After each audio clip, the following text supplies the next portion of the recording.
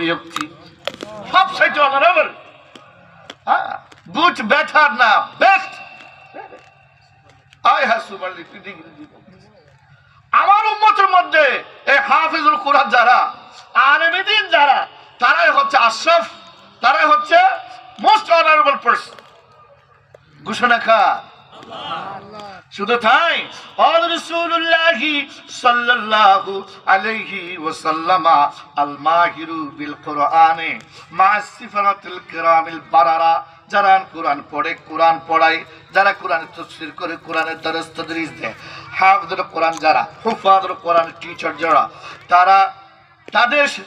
তারা সব সময় নেককার ফেরেশতাদের সাথে উঠা বসা করে। সুবহানাল্লাহ। হায় হায় হায় সম্মান। আমি শুধু এই বিষয়ের উপর যদি বলি অনেক সময় লাগবে।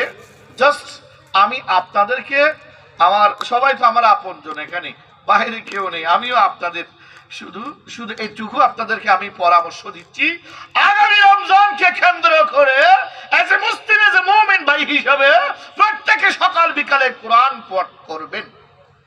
কোরআন একটি খতম দিবেন, বেশি না। কয় খতম পারবেন না? কে কে দিবেন? একটা হাত তুলেন তো দেখি। কে কে কোরআনের এক খতম দিবেন? এক খতম দিবেন, পারবেন কয় খতমের সওয়াব? কে করছে?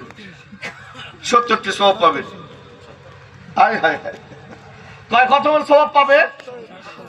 আয় যদি মক্কা শরীফ মদিনা শরীফ যাইয়া দিতে পারে, এক খতমের লক্ষ খতমের সওয়াব পাবে।